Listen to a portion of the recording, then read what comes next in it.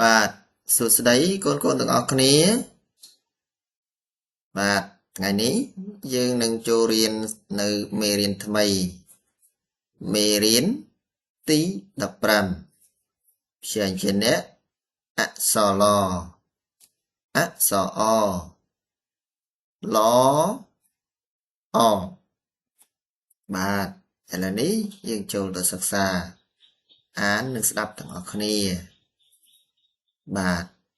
តោះយើងអានដោយការប្រកបឡឡអាឡាឡអេលេឡអេលៃឡអឺលើឡអឺលើឡអូឡូឡអូឡូឡអ៊ូលូឡអាឡា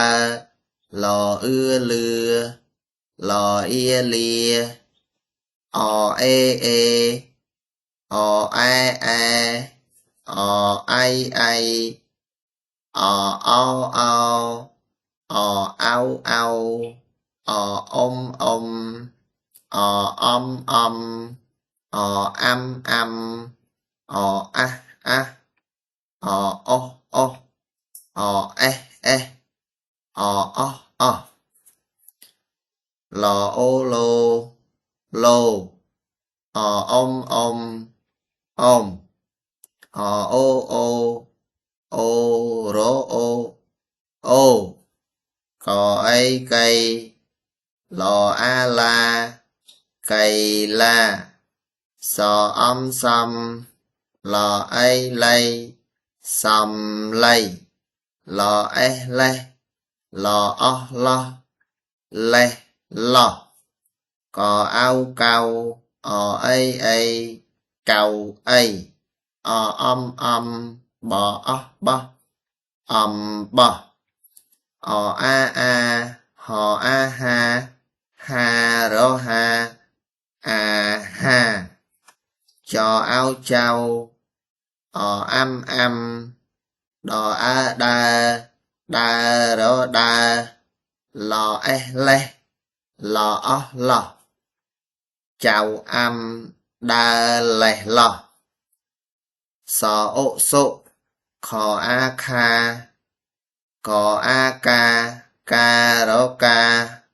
ออมอมบอบอสุขากาอมบอបាទឥឡូវនេះយើងអានសារឡើងវិញម្ដងទៀតដោយមិនប្រកបតោះចាប់ផ្ដើមឡឡាលេលៃលើលើលោឡូលួឡាលឿលាអេអែអៃអោអៅអ៊ំអំអាំអាអូអេអូឡូអ៊ំអូកៃឡាសំឡៃលេះឡោះកៅអីអំបោះអាហាចៅអាំដើរលេះឡោះសុខាការអំបោះបាទតែដៃអស្ចារ្យមួយកូនពិតជាពូកែណាស់កូនបានស្ដាប់និងអានដោយល្អកូនបានបញ្ចេញសូរសំឡេងយ៉ាងពីរោះមែនហើយកូនពិតជាពូកែបាទកូនបាទនេះគឺជារូបភាពនៅក្នុងសៀវភៅគោលរបស់យើងរូបភាពទី1នេះគេហៅថាអាបាទកូនមើលផ្សេងជាអ្នកអក្សរព្យាខាងក្រោមបាទអានេះកៃឡាបាទរូបភាពទី3នេះគឺអំបោះរូបភាពទី4គឺកៅអី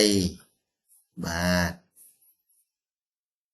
មិត្តភ័ក្តិរបស់កូនពិតជាសប្បាយចិត្តនៅពេលដែលឃើញកូនបានអានយ៉ាងល្អដូច្នេះមែនហើយពួកគាត់កំពុងតែញញឹមមករកកូនបាទកូនសប្បាយចិត្តទេនៅពេលដែលកូនបានសិក្សាយ៉ាងល្អដូច្នេះមែនហើយម៉ាក់ប៉ារបស់កូនសប្បាយចិត្តណាស់កូនគឺជាកូនដ៏ល្អកូនឆ្លាតវៃបាទកូនចូលចិត្តអានសៀវភៅនៅក្នុងបណ្ណាល័យទេ បាទពេលកូនសម្រាកពីម៉ោងសិក្សាហៅថាម៉ោងចេញលេងកូនអាចរត់លេងបានឬក៏កូននាំមិត្តភ័ក្តិចូលបណ្ណាល័យអានសៀវភៅមែនហើយប្រសិនបើកូនចូលបណ្ណាល័យកូនបើកសៀវភៅដ៏ច្រើននៅក្នុងបន្ទប់នៃបណ្ណាល័យដែលមានរៀបចំដាក់នៅលើធ្នើរកូនអាចបើកមើលនៅអត្ថបទរូបភាពនិងអ្វីគ្រប់យ៉ាងដែលកូនចូលចិត្ត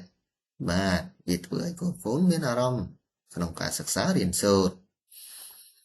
បាទពេលទំនេរកូនអាចយកសៀវភៅទៅអាននៅក្រោមម្លប់ឈើក៏បានព្រោះវាមានភាពត្រជាក់បាទត្រជាក់មែនដើម្បីលំហែអារម្មណ៍លោកគ្រូសូមនាំកូនមកមើលរូបភាពនេះបាទរូបភាពនេះគឺជារូបភាពសត្វអ្វីមែនហើយនេះគឺជារូបភាពសត្វស្វាកំពុងស៊ីផ្លែឈើបាទស្វាទាំងនេះកំពុងតែស៊ីផ្លែឈើយ៉ាងឆ្ងាញ់កូនចូលចិត្តផ្លែឈើទេបាទផ្លែឈើមានរសជាតិឆ្ងាញ់គួរឲ្យចង់ញ៉ាំកូនចូលចិត្តផ្លែឈើអ្វីមែនហើយបាទរូបភាពនេះគឺជារូបភាពសត្វដំរីកំពុងផឹកទឹកនិងលេងទឹកឯរូបភាពទី2នេះគឺសត្វទន្សាយកំពុងតែឈរនៅក្រោមដំរីបាទនៅក្នុងទីបញ្ចប់លោកគ្រូសូមសួរកូន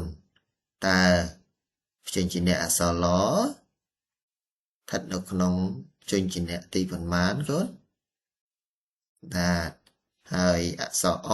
ជាព្យញ្ជនៈទីប៉ុន្មានដែរមែនហើយកូនប្រកាសជាចាំថាព្យញ្ជនៈអក្សរឡនិងអក្សរឡ